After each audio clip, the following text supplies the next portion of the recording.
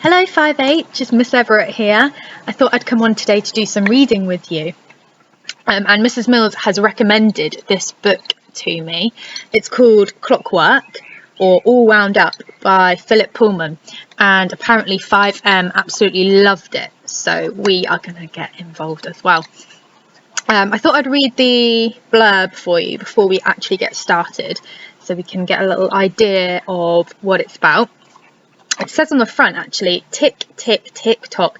Once you've wound some things up, nothing can stop them.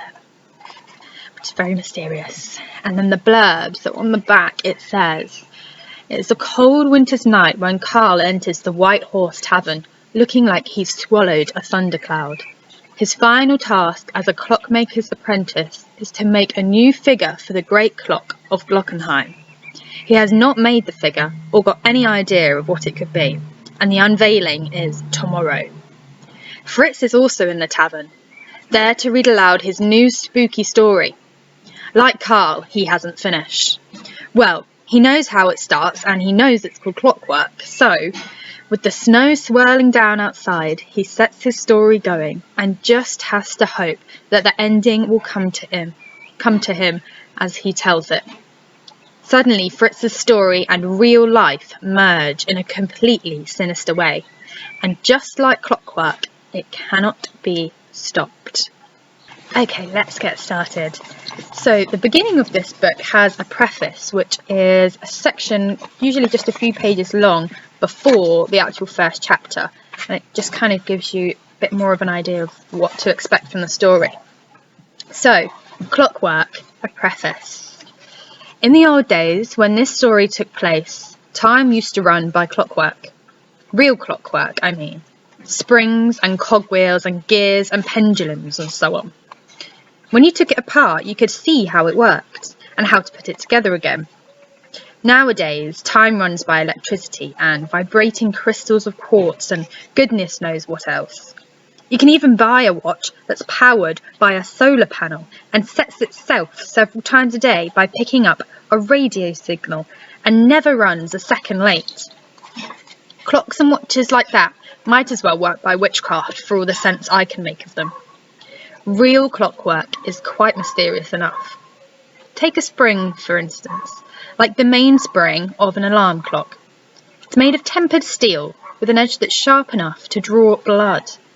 If you play about with it carelessly, it will spring up and strike at you like a snake and put out your eye.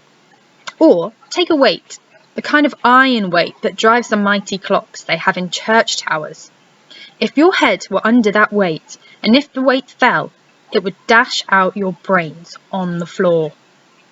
But with the help of a few gears and pins and a little balance wheel oscillating to and fro, or a pendulum swinging from side to side, the strength of the spring and the power of the weight are led harmlessly through the clock to drive the hands. And once you've wound up a clock, there's something frightful in the way it keeps on going at its own relentless pace. Its hands move steadily round the dial as if they had a mind of their own. Tick-tock, tick-tock. Bit by bit they move and tick us steadily on towards the grave. Some stories are like that. Once you've wound them, nothing will stop them. They move on forward till they reach their destined end, and no matter how much the characters would like to change their fate, they can't. This is one of those stories. And now it's all wound up, we can begin. Chapter 1. Once upon a time, when time ran by clockwork, a strange event took place in a little German town. Well, actually, it was a series of events, all fitting together like the parts of a clock, and although each person saw a different part, no one saw the whole of it. But here it is, as well as I can tell it. It begins on a winter's evening, when the townsfolk were gathering in the White Horse Tavern. The snow was blowing down from the mountains, and the wind was making the bells shift restlessly in the church tower. The windows were steamed up, the stove was blazing brightly. Putsy, the old black cat, was snoozing on the hearth, and the air was full of the rich smells of sausage and sauerkraut, of tobacco and beer. Gretel, the little barmaid, the landlord's daughter, was hurrying to and fro with foaming mugs and steaming plates.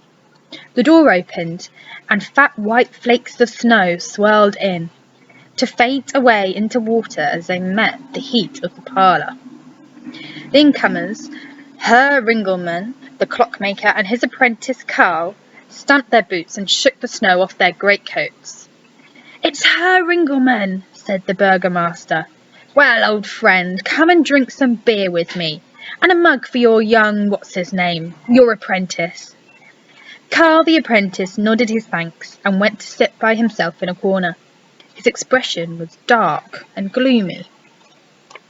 "What's the matter with young thingamajig?" said the burgomaster. "He looks as if he's swallowed a thundercloud." "Oh, I shouldn't worry," said the old clockmaker, sitting down at the table with his friends. "He's anxious about tomorrow. His apprenticeship is coming to an end, you see." "Ah, of course," said the burgomaster. It was the custom that when a clockmaker's apprentice finished his period of service, he made a new figure for the great clock of Glockenheim. "So we're to have a new piece of clockwork in the tower. Well, I look forward to seeing it tomorrow." "I remember when my apprenticeship came to an end," said Herr Ringelmann. "I couldn't sleep for thinking about what would happen when my figure came out of the clock. Supposing it hadn't counted the cogs perfectly. Suppose the spring was too stiff. Supposing... Oh, 1,000 things go through your mind. It's a heavy responsibility." "Well, maybe so, but I've never seen the lad look so gloomy before," said someone else, "and he's not a cheerful fellow at the best of times." And it seemed to the other drinkers that Herr Ringelmann himself was a little downhearted. But he raised his mug with the rest of them and changed the conversation to another topic. "I hear young Fritz, the novelist, is going to read us his new story tonight," he said. "So I believe," said the burgomaster. "I hope it's not as terrifying as the last one he read to us. Do you know I woke 3 times that night and found my hair on end just thinking about it?" "I don't know if it's more frightening hearing them here in the parlour or reading them later on your own," said someone else. "It's worse on your own, believe me," said another. "You can feel the ghostly fingers creeping up your spine, and even when you know what's going to happen next, you can't help jumping when it does."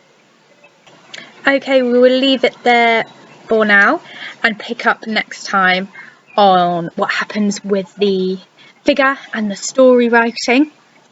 Keep your emails coming in. I'm seeing them all coming through now. It's lovely to see what you're getting up to see all your photos and to hear about the work that you're getting on with at home. Keep an eye on the website because that will be updated with all the home learning coming up. Yeah, keep it coming. It's lovely to have contact with you guys. So take care and I'll speak to you soon.